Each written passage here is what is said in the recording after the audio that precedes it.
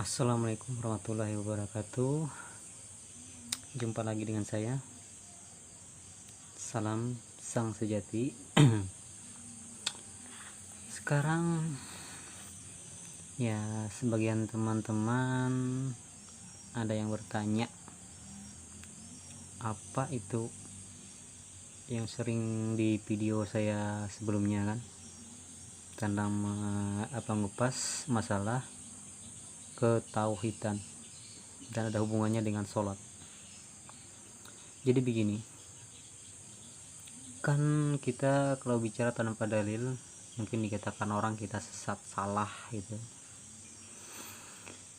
Sekarang kita buka surat Al-Maun ayat 4 sampai 5. Situ kan jelas Allah Subhanahu wa taala itu berfirman dalam Al-Qur'an, celakalah bagi orang yang sholat, ya kan, yang lalai, sambungan ayat 5, yang lalai dalam sholatnya, kalau nggak salah, mohon maaf kalau salah. Nah, maksud di sini apa? Lalai. Orang sholat kok lalai, ya kan? Banyak paham tentang lalai ini, maksudnya lalai meninggalkan sholat, lalai segala macam, padahal ini maknanya dalam. Orang dalam keadaan sholat aja bisa lalai. Kenapa? Karena ada suatu kelalaian tentang ilmu sholat itu, makna dari sholat itu sebenarnya kuncinya dari ayat tersebut. Kenapa? Karena kan kebanyakan orang berpikir kalau sudah sholat, beribadah, melakukan ritual persembahan kepada Tuhan yang Maha Kuasa, sudah dia melakukan amal ibadah, udah jelas. Tapi dia nggak tahu makna dalam sholat itu. Dan akhirnya apa? Banyak orang yang terjerumus dalam suatu kesia-siaan, ya kan? Kesia-siaan bukan kita mengatakan orang sholat itu sia-sia, enggak, karena ya hampir begitulah kasarnya. Kita kalau bekerja kan pasti menggunakan mau hasil gitu kan, tapi orang yang berhasil itu pasti yang mengetahui ilmunya, jenis apapun pekerjaan, nah gitulah istilahnya. Itu juga dengan ibadah sholat, kalau tidak tahu ilmunya ya nggak ada hasil, ibadah itu tidak diperhitungkan.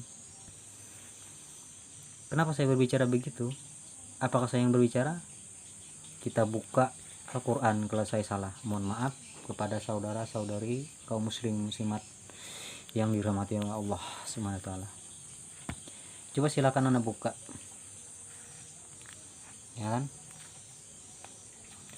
Buka Al-Quran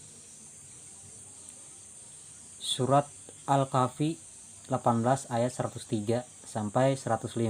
Apa kata Allah? Nah, ini ayatnya. Mohon maaf ya, saya tidak bacakan Arabnya kan, karena saya bukan orang Arab, saya orang Indonesia. Percuma kita bahasa Arab kalau kita tidak mengerti maksud dan arti daripada ayat tersebut. Saya bacakan. Katakanlah Muhammad, apakah perlu kami beritahukan kepadamu tentang orang-orang yang paling rugi perbuatannya, yaitu orang yang sia-sia perbuatannya dalam kehidupan dunia, sedangkan mereka mengira telah berbuat sebaik-baiknya, ya kan? Nah, mereka adalah orang-orang yang mengingkari ayat-ayat Tuhannya dan, nah di sini dia,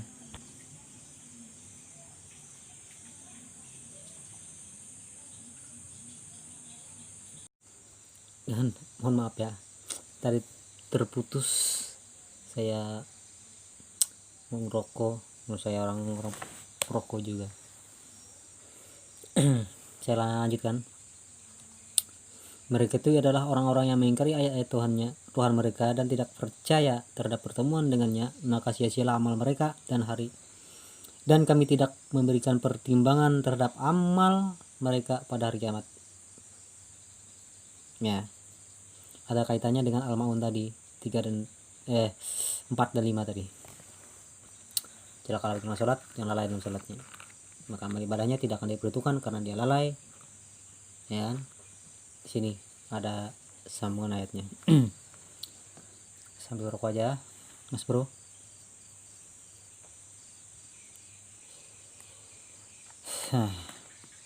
Kita lanjutkan. Kan sudah jelas ayatnya tadi, tidak diperhitungkan. Mereka mengira sudah melakukan amal ibadah mereka dengan sebaik-baiknya. Ternyata tidak. Kenapa? Karena masih pencitraan. Artinya hanya belajar ilmu luar saja. Ilmu luar, tidak ilmu dalamnya atau ilmu hakikatnya. Seperti untuk ini kan sudah saya jelaskan di video-video sebelumnya kan, tentang hakikat sholat dalam rukun 13. Ada fi'li, qauli, dan qalbi. Apa itu fi'li? Ucapan. Apa itu qalbi? Qauli. Fi'li adalah perbuatan, qauli adalah ucapan, qalbi adalah hati. Rukun fi'li artinya takluk kepada basar, artinya apa yang diperbuat bisa dilihat, ya kan? Rukun fi'li qauli artinya takluk kepada sifat sama, artinya apa yang diucapkan bisa dengar oleh telinga. Rukun qalbi artinya hati, apa yang di dalam hati tidak ada yang tahu kecuali orang tersebut. Nah, kenapa hati di sini hati? Kita buka kunci hati, ya, pada hati. Kenapa hati? Kalau ilmu kita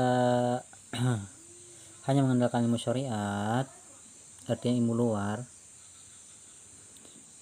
kita tidak akan bisa mengupas tentang rahasia hati. Hanya bisa kita mengupas atau membuka rahasia hati kecuali belajar ilmu hakikat. Hakikat untuk membersihkan hati. Karena hati, kenapa ada ilmu hakikat yang disebut dengan qalbi tadi kan, tahu kepada sifat ilmu. Artinya tidak bisa mengetahui isi hati, tidak tahu apa itu hakikat qalbi, hati. Karena hati ini kan penting. Pentingnya apa? Karena hati adalah perannya sangat penting dalam beribadah, penting dalam segala suatu perbuatan, ya kan, baik keseharian segala macam, itu penting. Karena hati tempatnya meletakkan niat bukan di bibir. Kalau di bibir itu rencana namanya, bukan niat. Saya mau berangkat ke sana, kata bibir, kalau ucapan itu kan bukan niat, itu rencana saya berangkat. Kalau niat itu pada hati, pada kalbi. Niat itu harus dengan ilmu, makanya takluk kepada sifat ilmu, artinya orang yang berilmu.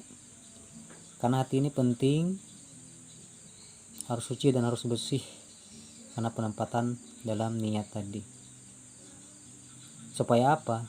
Supaya tadi mengenal marifat kepada Allah, mengenal kepada Allah, kepada sembah dan sembahyang, ya, sembahyang atau sholat tadi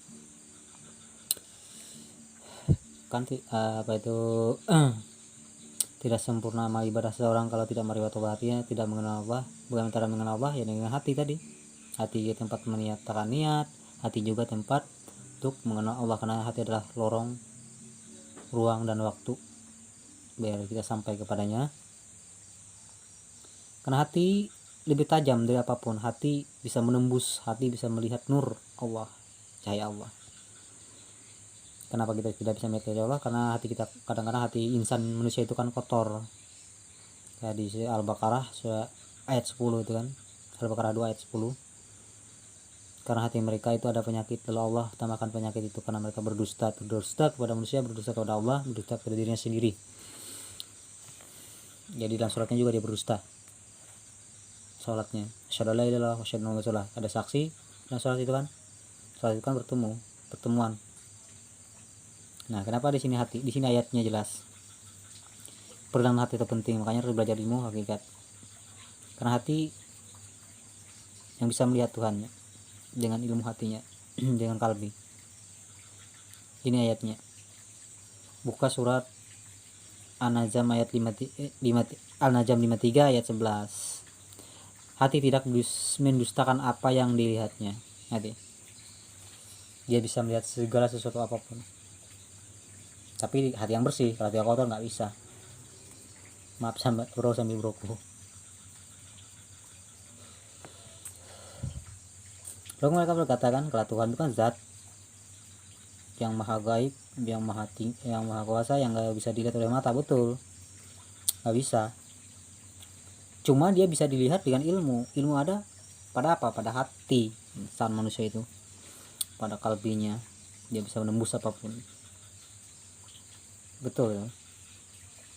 Allah tidak bisa dilihat oleh mata. Kasar tapi dengan ilmu.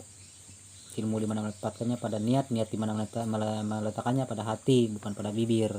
Bibir kan dusta, bisa bibir bisa salah, telinga bisa salah mendengar, mata bisa salah melihat. Itu peranan hati sangat penting. Karena dalam Al-Quran juga Allah menjelaskan dia tidak bisa dilihat dengan penglihatan mata. Silakan buka surat Al-An'am 6 ayat 103. Dia tidak dapat dicapai oleh penglihatan mata, sedangkan dia dapat melihat segala penglihatan itu, dan dia maha halus lagi maha mengetahui. Garis bawahi, dia dapat melihat segala penglihatan itu. Nah, dia berarti sifatnya apa? Basar, maha melihat, dan basirun, maha melihat. Itu yang perlu kita ketahui kan. Makanya kan salat itu kan pertemuan, menyaksikan, pinta, puji, dan doa di situ. Seperti video saya sebelumnya sudah jelaskan, ya saya gak perlu banyak lebar lagi mengupas masalah rukun 13 surat atau rukun 13 5 waktu 17 rakaat. Saya gak perlu di sini karena sudah video saya sebelumnya sudah saya jelaskan. Jadi kayak kita jelaskan yang lainnya saja, begitu.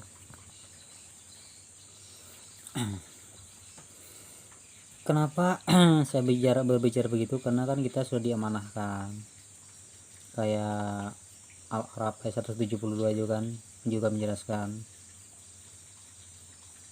Waktu kita masih di rahim bapak sama ibu kita kan, kita sudah diminta kesaksian. Kata Allah, alastu birabbikum, bukankah aku Tuhanmu, pada ruh jiwa kita. Dia mengambil kesaksian pada jiwa kan, ruh tadi yang belum berbentuk apapun. Maka ruh kita, jiwa kita menjawab, kalau balas syahidnya, benar engkau Tuhan kami. Kesaksiannya sudah jelas. Kenapa kita sudah sekarang dalam surat kita bersaksi, kita bohong, saksi bohong, kebanyakan saksi dusta, saksi mulut. Amanah ini sudah tertulis juga di dalam Al-Quran. Kenapa dimanahkan? Ini ayat dalam Al-Quran sudah menjelaskan, sesungguhnya kami telah menawarkan amanat kepada langit dan bumi dan gunung-gunung, tetapi semuanya enggan untuk memikul amanat itu. Mereka khawatir tidak akan melaksanakannya, berat, lalu dipikul amanah itu oleh manusia. Sungguh manusia itu sangat jalim dan sangat bodoh. Apa arti kata bodoh? Bodoh dalam artian kita ini tidak punya apa-apa. La haula wala quwata illa billah. Artinya tidak ada daya dan upaya, hanya daya upaya Allah. Jangan merasa pintar, jangan merasa alim, jangan merasa bisa ini bisa itu kan. Aku ini sudah hebat, aku sudah hafal hatam Quran, aku ini sudah imam di masjid atau segala macam. Belum tentu, karena Tuhan itu tidak memandang itu semua, karena itu semua bisa kebohongan, pencitraan segala macam. Tapi yang diketahui adalah ilmunya. Ilmu artinya alim, ilmu alimun artinya orang yang berilmu, ilmu artinya alim, ilmu, ya kan? Yang dipandang dari ilmunya, agar kita bisa bertakwa. Karena takwa itu penting. Karena tidak mungkin orang disebut alim, berilmu, kalau dia tidak bertakwa. Bagaimana bisa disebut orang bertakwa kalau dia tidak kenal Tuhannya? Kenal dulu baru orang disebut dengan berilmu. Berilmu dulu baru disebut dengan orang itu alim. Orang alim itu baru disebut dengan takwa. Tidak bisa mencapai takwa kalau tidak berilmu. Artinya tidak alim. Karena dalam Al-Quran boleh kalian buka, kalian cari satu ayat saja kalau ada pahala masukkan ke surga, tidak ada. Yang ada orang yang bertakwa, orang berpahala masuk surga, nggak ada. Arti kata pahala di sini bukan benda, bukan sesuatu kan. Arti pahala itu adalah gambaran suatu kenikmatan sebagai ganjaran yang diberikan kepada insan manusia yang bertakwa. Jadi takwa dulu, nggak ada pahala. Karena banyak orang kan mencari pahala, ibadah pahala, tapi dia nggak mengkaji ilmunya, jadi akhirnya sia-sia amal ibadahnya.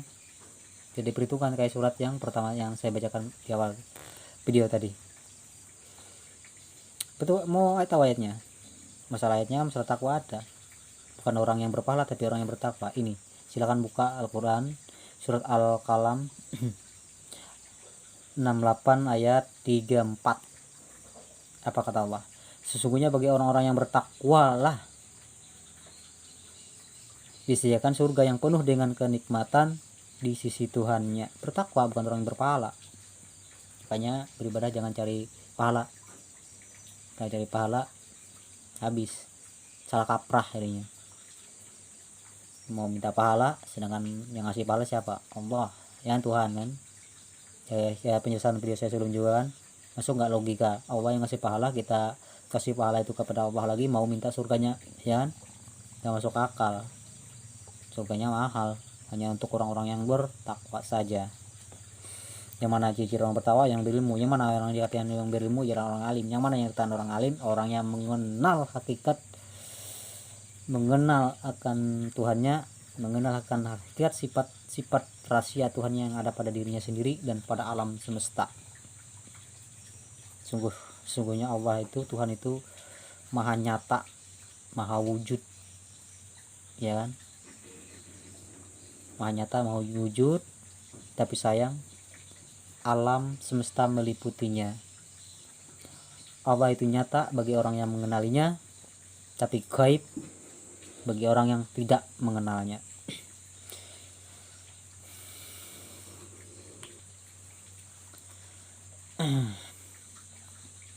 Kan jelas tadi ayatnya. Untuk penjelasan malam ini kita jelas tentang surat tadi kan. Saya tidak panjang lebar, cuma saya buka-buka dalil pembenaran saja, takut saya disalahkan nanti kan tanpa dalil. Apapun ilmu kalau tanpa dalil saya tidak berani. Ini hanya untuk bagi-bagi orang khusus yang mengerti saja. Karena apa? Karena Allah juga menjelaskan, ya kan? Orang yang tidak mengerti itu kan bagaikan binatang, ya kan, tersesat, kayak binatang ya, katanya tersesat jalan. Bagi dia tertutup, gak mau mendengarkan apa yang dijelaskan orang, apalagi dia memandang orang itu ya sesuai lah seperti teman saya ini mungkin kan berbicara seperti ini. Karena saya bukan ustadz, saya bukan ulama, saya bukan kiai, saya orang biasa. Yang biasa, yang belajar perlu belajar. Kalau bermanfaat silakan ambil, kalau tidak silakan buang. Kata Allah dalam Al-Quran, apakah engkau mengira bahwa kebanyakan mereka itu mendengar atau memahami? Mereka itu hanyalah seperti hewan ternak, bahkan lebih sesat jalannya. Quran Al-Furqan 25 ayat 44. Mereka gak bakal memahami kalau mereka gak mau belajar. Mengatakan orang salah, orang kafir, orang begini, belum tentu. Barang siapa buta dunia ini, maka di akhirat dia akan buta, tersesat dari jalan yang benar. Quran Al-Isra ayat 17, Quran Al-Isra 17 ayat 72. Buta di mana maksud di sini? Ya buta ilmu tadi kan.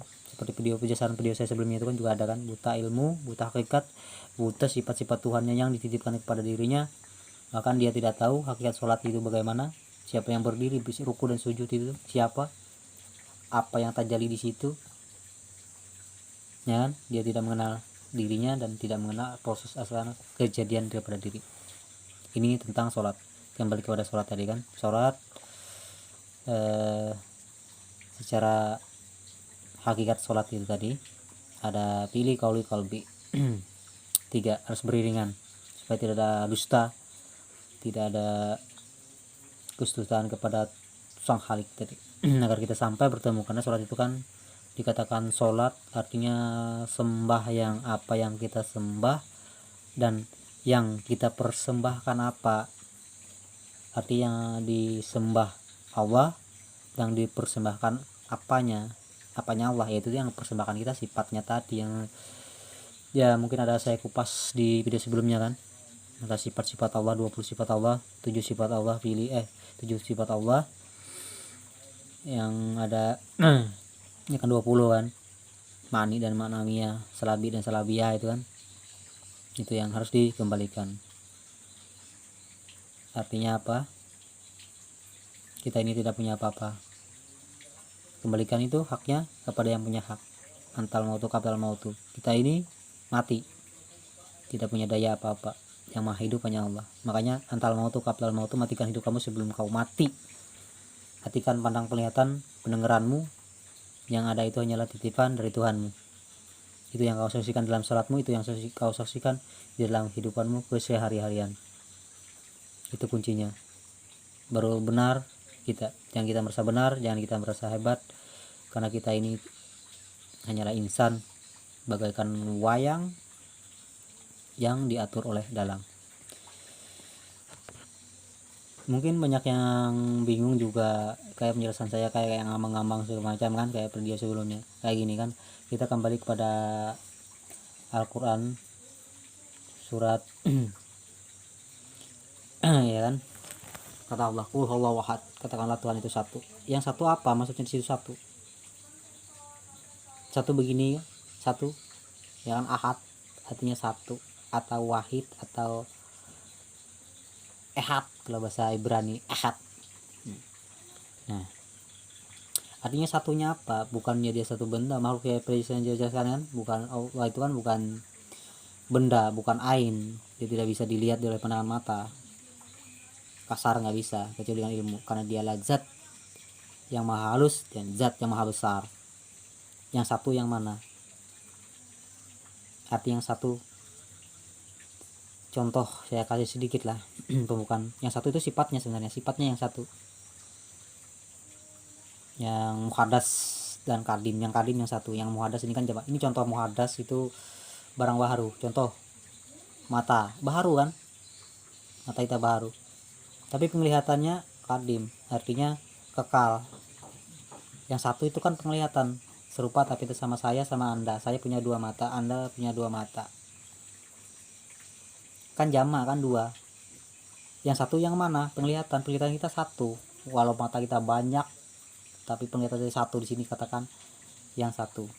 Begitu juga pendengaran, telinga ini kan, kita punya, saya punya dua telinga, anda juga punya dua telinga. Orang sholat itu kan ada imam, ada makmum, itu semua punya telinga berapa ratus di situ dalam masjid itu telinga. Yang mana yang satu yang disaksikan itu? Pendengaran itu satu suara saja keluar dari kalam, sama yang mendengar, artinya mendengar. Kalam berkata-kata, sama artinya mendengar. Kalau kalam tidak didengar oleh sama arti telinga sendiri, berarti wata itu yang satu. Ini penjelasan yang mungkin sudah agak mendekati lah bagi orang yang mengerti dan paham. Itu sifat 7 yang wajib diketahui pada diri insan, itu 7 sifat untuk di dalam sholat secara hakikat, ya kan. Banyak orang dalam sholat itu kan ragu-ragu tentang pertemuan dengan Tuhan. Katanya sholat itu bukan bertemu, itu kan menyembah, itu kan perintah. Ya betul, sholat itu perintah, maknanya perintah kan, dirikan sholat untuk mengingat aku, ataha itu, surat ataha itu. Cuma artinya bagaimana kita bisa menyaksikan kalau kita tidak bertemu, ya kan. Ya harus bertemu dulu baru kita bisa saksikan. Kalau tidak bertemu, bagaimana kita bersaksi? Itu bohong nih, saksi dusta itu. Bertemu dalam artian apa? Bertemu mengenal sifatnya tadi, itu baru dikatakan bertemu. Kalau nggak kenal berarti nggak bertemu. Kalau sudah nggak bertemu berarti nggak alim. Kalau nggak alim berarti bukan orang bertakwa. Kalau bukan orang bertakwa berarti neraka. Ya kan, man para nafsahu pakat para bahu tadi kan dalilnya kan, barang siapa yang mengenal dirinya mengenalkan Tuhannya, barang siapa yang tidak kenal Tuhannya pasti salah sembahnya, barang siapa yang salah sembahnya neraka tempatnya. Selesai. Ingatlah sesungguhnya mereka itu dalam keraguan-raguan tentang pertemuan dengan Tuhannya, ragu-ragu mereka dalam sholat kadang-kadang itu. Ingatlah sesungguhnya dia maha meliputi segala sesuatu. KS Quran Fussilat 41 ayat 54. Janganlah lagu-lagu di dalam sholatmu. Nyatakan tauhid kan. Arti tauhid itu adalah menyatukan, satukan tadi. Yang seperti yang saya jelaskan tadi kan. Satu, yang mana yang satu?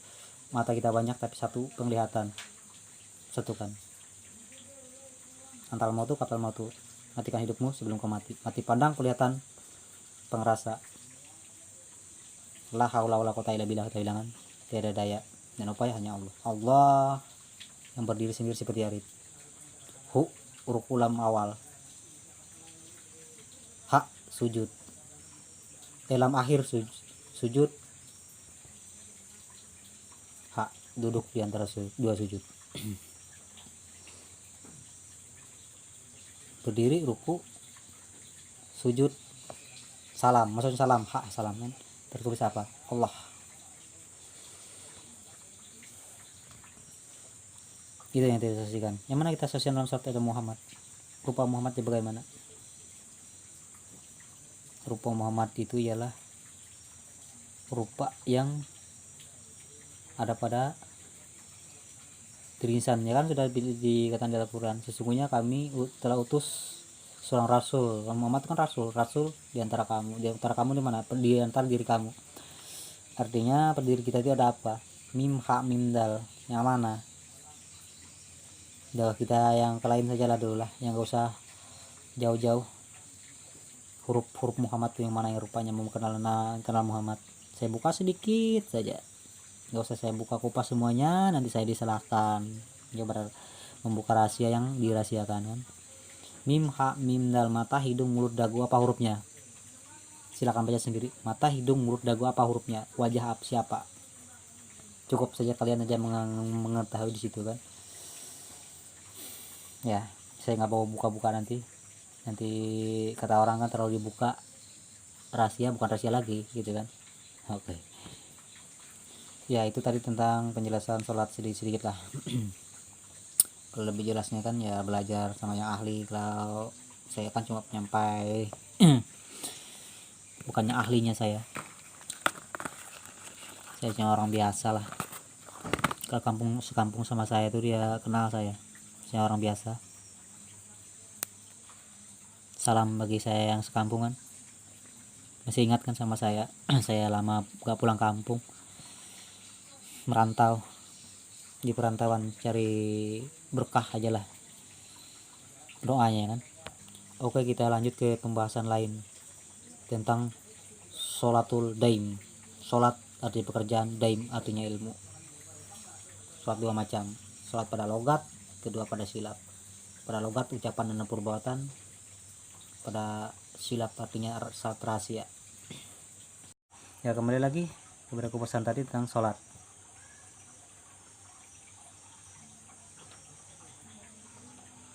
Ada juga yang bertanya masalah sholat daim. Sudah sholat sebelum sholat? Ya memang ada. Sholat itu dua macam loh, tapi yang satu macam disembunyikan, satu macam aja yang diumumkan gitu kan, yang umum lah. Kalau sholat umum tadi kan fi'li, qauli dan qalbi tadi, tapi kalau sholat daim itu kan sholat rahasia namanya. Sholat rahasia yang nggak bisa dibuka. Dua macam sholat. Kalau sholat itu logat dan silap itu kan itu cuma ucapan, itu cuma perbuatan. Yang hebat ya sholat pada silap, pada rahasia, itu dengan sholat daim. Itu memang ada sholat daim itu. Arti sholat pekerjaan daim dari ilmu dalam sholat dalam ilmu. Itu kalau ke situ lagi dalam lagi lah aja, nggak bisa aku kupas di sini kalau masalah sholat daim. Kalau bertanya memang ada dalilnya, ada dalilnya ada kan. Sholat daim itu kan tidak berbatas ruang dan waktu. Kalau surat apa itu tadi, logat dan silap tadi kan, logat tadi kan Sholat daim kan sholat silat namanya. Kalau sholat logat itu berbatas ruang dan waktu 5 kali sehari semalamnya kan, itu wajibnya. Tapi kalau sholat silap, sholat daim itu tak berbatas waktu. Apa dalilnya? Apa itu salah? Ada. Ini dalilnya. Silakan buka ayat Al-Quran ya. Silakan buka Al-Majid ya.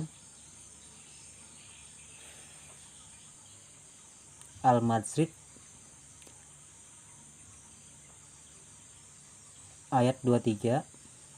Gini ya ayatnya. Mereka yang tetap setia melaksanakan sholatnya. Setia melaksanakan sholatnya kan. Artinya tanpa ada batas ruang dan waktu. Setia.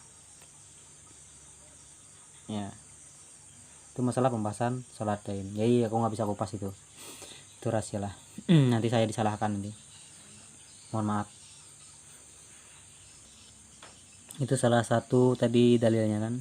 Masalah sholat daim. Masalah ya cuma saya menjawab dari pertanyaan teman-teman kadang-kadang di inbox gitu kan, kok betul ada sholat daim? Ya aku bilang ada, tapi nggak bisa dikupas lah. Itu biasanya harus sama guru-guru yang lebih ahli menyampaikan supaya tidak salah paham atau gagal paham atau gatal paham.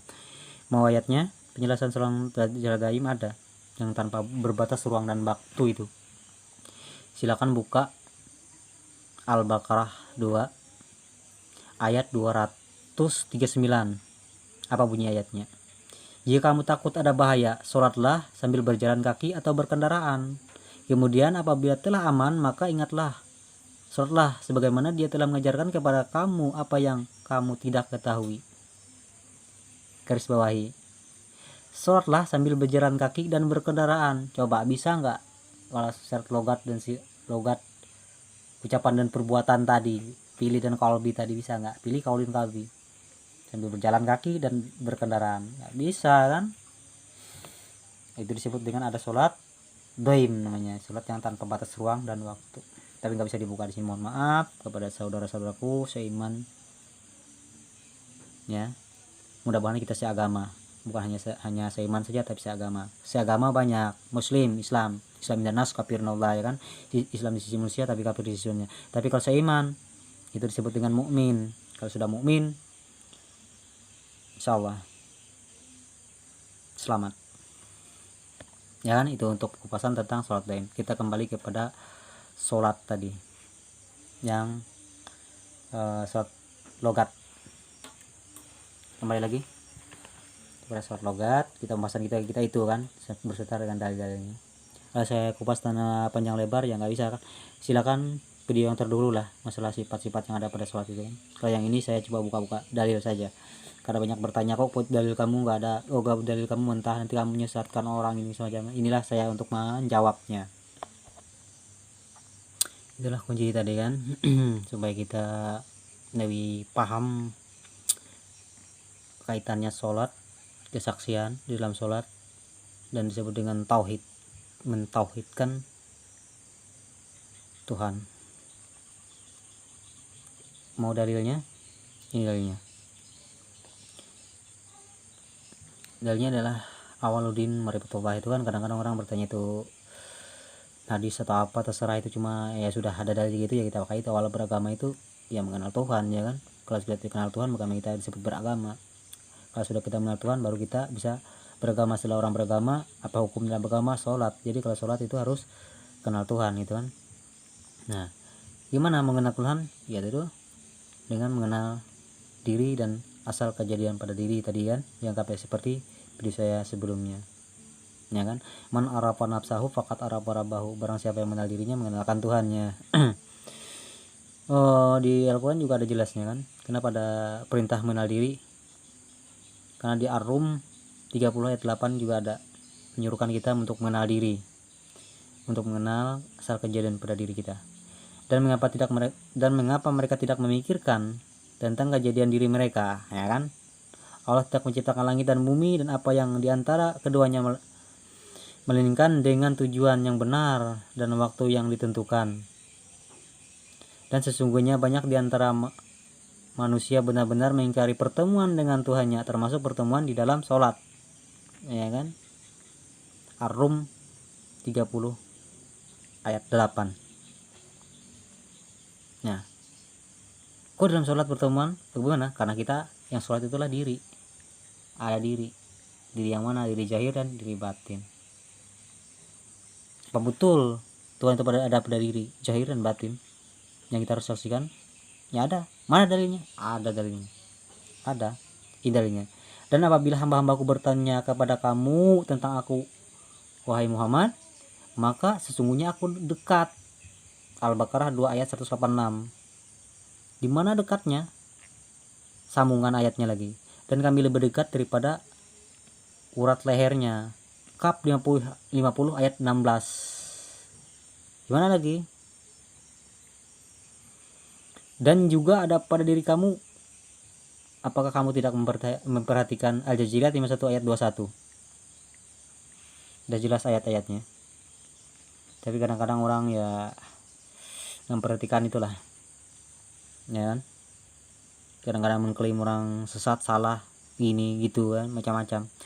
Ya belum tentulah. Kalau kita punya dasar Al-Quran dan hadis, Al-Quran lah yang lebih jelas kan, itu adalah petunjuk.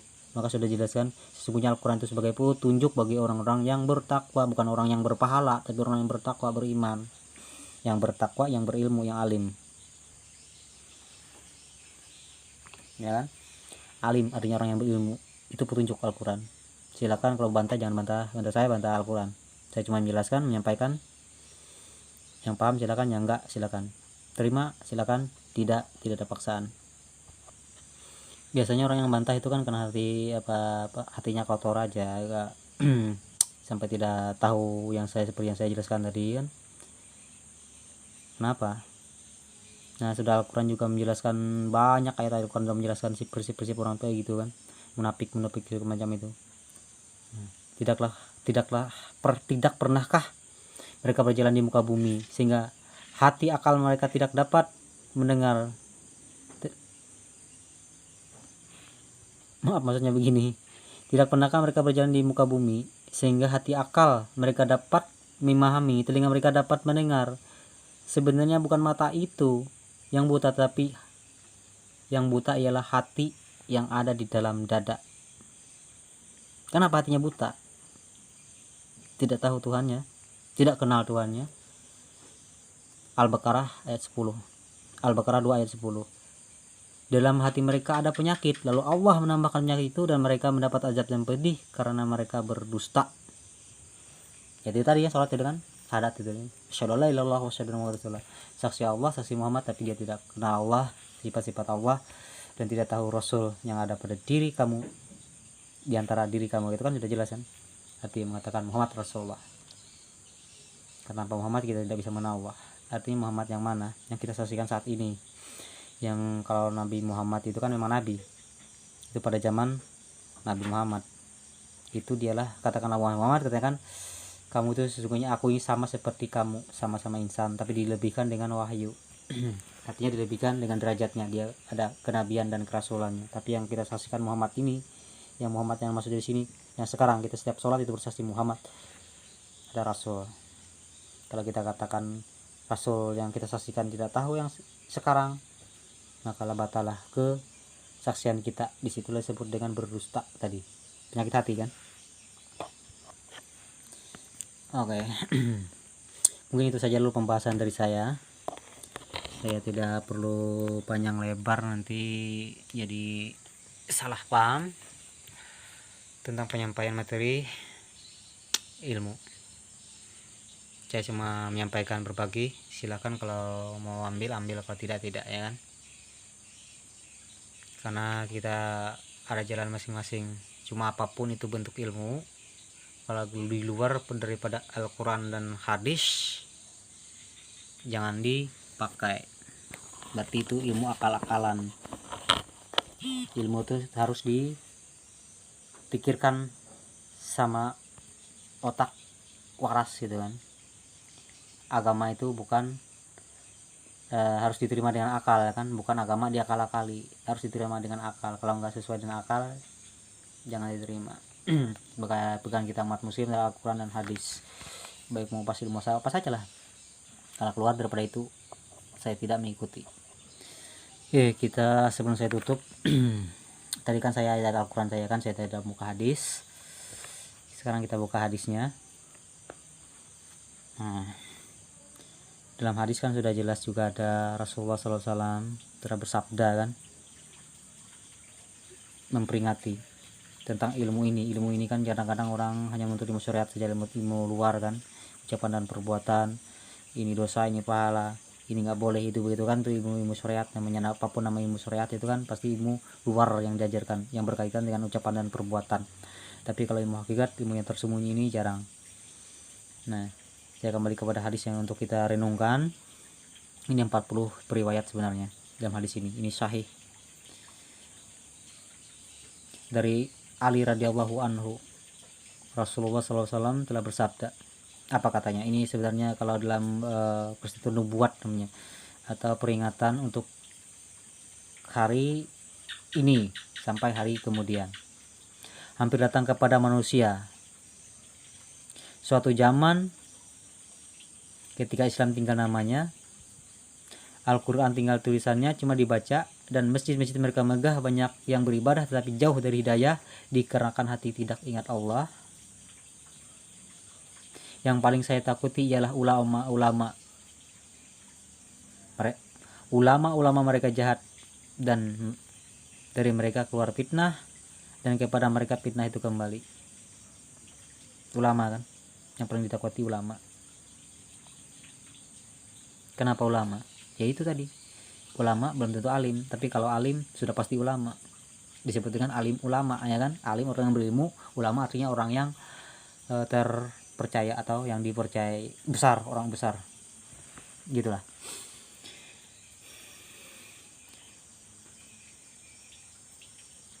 Itulah hadis yang bisa saya sampaikan. Sambungan hadisnya. Maka bertanya para sahabat, ulama manakah yang dimaksud? Maka dijawab Rasulullah, ialah ulama yang menyembah Allah tapi tidak tahu Allah itu ada di mana. Hadis Baihaqi dalam Asyuri.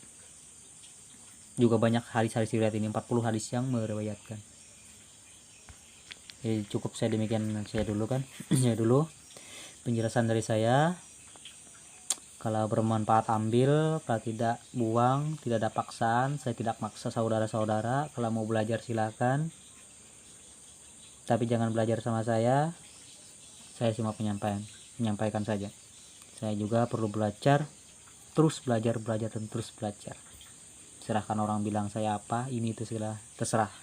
Saya masa bodoh gitu, karena Tuhan itu tidak mengukur wajah, muka, umur dari orang kan, seorang insan, tetapi yang diukur adalah iman dan takwanya. Gimana mau beriman kalau tidak bisa bertakwa? Bagaimana mau bertakwa kalau tidak berilmu? Alim artinya ilmu. Bagaimana orang bisa berilmu kalau dia tidak mau belajar? Kalau bagaimana dia mau belajar kalau dia tidak bertanya kepada yang ahlinya? Ya kan, kalau ilmu syariat luaran bisa banyak, di buku, di segala macam banyak. Tapi kalau ilmu hakikat marifat itu kan khusus itu, pegangan para wali Allah. Cukup saya demikian dulu. Nanti kalau kita sambung, kita bahas tentang apa itu zikir. Ya kan, zikir. Kadang-kadang zikir kan keliru kan, zikrullah artinya ingat Allah. Kadang-kadang ingat Allah dikatakan sholat adalah ingat Allah. Karena sholat itu kan bukan ingat Allah, itu kan perintah sholat, artinya perintah kerja. Dirikan sholat untuk mengingat aku, At-Taha ayat 10 kalau salah itu kan, At-Taha itu. Nah, sesungguhnya aku Allah, tidak Tuhan selain aku, maka dirikan sholat untuk mengingat aku. Berarti kan perintah kan, perintah kerja. Dirikan sholat untuk mengingat aku. Berarti zikrullahnya lain. Zikir artinya ingat Allah. Gimana cara ingat Allah? Kenal dulu baru bisa ingat Allah. Tidak kenal tidak akan bisa mengingat. Ya demikian saja dulu. Salah kata mohon maaf. Seperti saya utarakan tadi, jangan bertanya sama saya cuma belajar. Salam sang sejati. Wassalamualaikum warahmatullahi wabarakatuh. Sampai jumpa di video saya selanjutnya.